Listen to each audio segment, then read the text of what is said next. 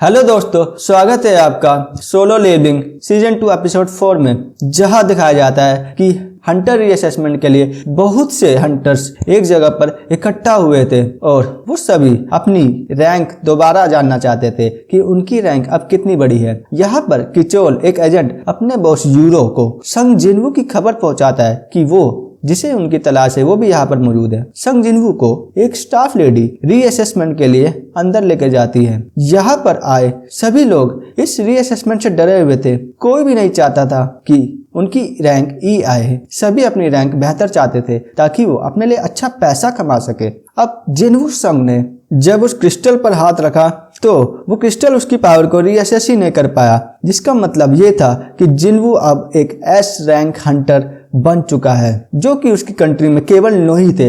अब जिन्वू को मिलाकर वो उसकी कंट्री का 10वां एस रैंक हंटर बन चुका होता है। यहाँ पर लाल सूट पहना हुआ और उसका साथी, ये दोनों आदमी उन उड़ने वाली चींटियों की बातें कर रहे होते हैं जो कि शहर में नई तबाही मचा रही होती है। तभी उनका ध्यान लॉबी से आ रही शोर पर जाता है और ये दोनों उस ओर बढ़ चलते हैं। यहाँ पर मौजूद सभी हंटर्स संग जिन्वू की बातें कर रहे थे कि अब ये दुनिया का 10वां एस रैंक हंटर है। वाह, किसी को उस पर विश्वास नहीं हो रहा था कि इसकी पावर को क्रिस्टल रीएक्सेस नहीं कर पाया। यहाँ पर तभी सभी हंटर्स ये देखते हैं कि हंटर गिल्ड का हेड लाल सूट पहना हुआ एक आदमी वहां पहुंचता है। जिन्वू इसको देखकर समझ जाता है कि ये आदमी कोई आम आदमी नहीं बल्कि फायर मैजिक का लीडर है। ये भी एक एस रैंक हंटर है और इसके पास गजब की आग की वाली शक्ति है। वो जिन्वू को हाई बोलने और उसे हंटर गिल्ड चुनने के लिए ऑफर करता है, लेकिन जिन्वू उसे इग्नोर करके चला जाता है, जैसे कि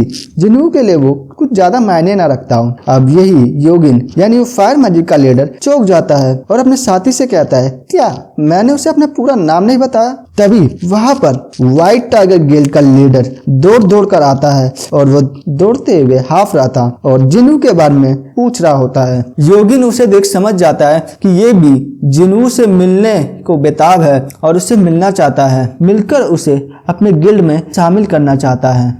वह योगिन को यहाँ देख सोचता है, अरे ये मुसीबत यहाँ पर क्या कर रहा है। जिन्वू संग अब अपनी माँ के पास जाता है और उनसे कहता है, माँ तुम चिंता मत करो, जल्द ही मैं आपको ठीक कर दूंगा। तभी उसे वहां पर मिलने हंटर सर्वाइलेंस का एक मेंबर आता है, जो कि जिन्वू को हंटर एसोसिएशन के चेयरमैन गो गन्ही से मिलाता है। वो जिन्वू को उसकी एस रैंक के लिए कांग्रेचुलेशन बोलते हैं और जल्दी उसे अपने एसोसिएशन यानी अपनी टीम का हिस्सा बनाने का ऑफर देते हैं। वो जिन्वू से कहते हैं, अगर तुम हमें ज्वाइन करोगे तो तुम्हें हम बहुत अच्छी जगह पर पोस्ट देंगे और तुम्हारी जिंदगी बदल जाएगी। जिन्वू भी उनका ऑफर सुनने के बाद ये सोचता है कि हाँ, अगर मैंने इनका ऑफर एक्सेप्ट कर लिया तो मेरी तो जिंदगी बदल जाएगी। लेकिन जिन्वू संग इनका ये ऑफर रिजेक्ट कर देता है और कहता है कि उसे केवल फाइट करना पसंद है और वो लड़ते रहना चाहता है, वो इसी में अपनी खुशी चाहता है। वह चेयरमैन जिन्वू का ये जवाब सुनकर काफी प्रभावित हो जाते हैं और सोचते हैं कि अगर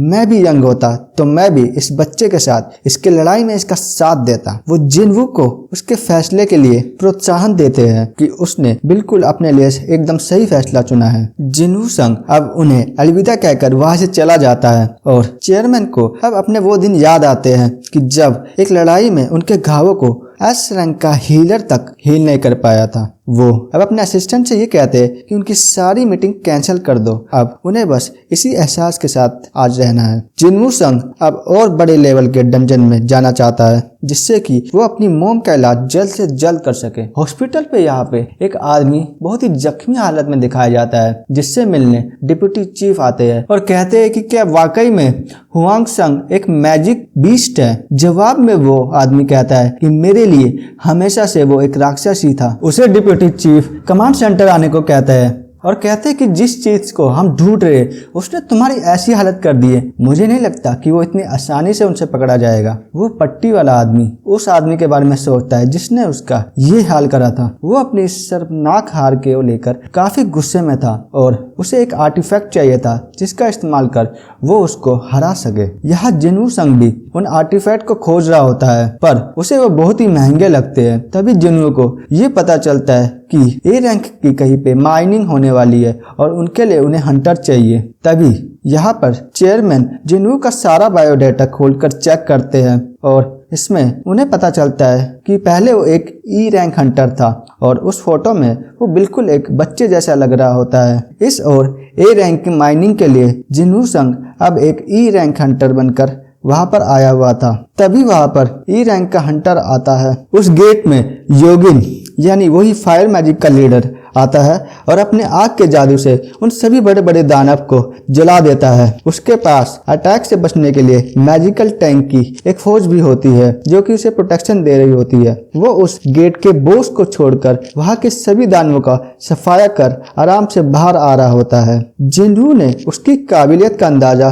पहले ही लगा लिया था कि वो कितना खतरनाक है और इसी प्रकार वो सभी ए रैंक के हंटर को उस गेट से सही सलामत बाहर लेकर आ रहा था। तभी वहां पर वाइस गिल की मास्टर यानी कि 9th एस रैंक हंटर भी आती है जिसका नाम चाई ही होता है। इसका और भी एकदम अलग लेवल का होता है जिसे देखकर सब बहुत प्रभावित हो जाते हैं। जिनवू अब उस ए रैंक के गेट के अंदर आता है जहां पर वो बहुत से मजदूर क्रिस्टल्स को तोड़ते नजर आ रहे होते हैं। एक वर्कर जिनवू को डराने की कोशिश करता है लेकिन जिनवू उसे खुद ही डरा देता है। जिनवू को ऐसी स्पीड में क्रिस्टल तोड़ता देख सभी वर्कर हैरान हो जाते हैं और आपस में बातें करने लगते हैं कि वाकई में क्या ये एक ई रैंक का हंटर है। लंच टाइम होता है और सभी वर्कर खाना खाने के लिए बाहर चले जाते हैं लेकिन जिनवू इस टाइम का फायदा उठाकर दौड़ दौड़कर खुशी से बॉस से मिलने चला जाता है जहां पर वो एक लोहे का बहुत बड़ा चैम्बर दिखता है। लेकिन जैसे ही वो अपना हथियार लेकर आगे बढ़ रहा होता है पीछे से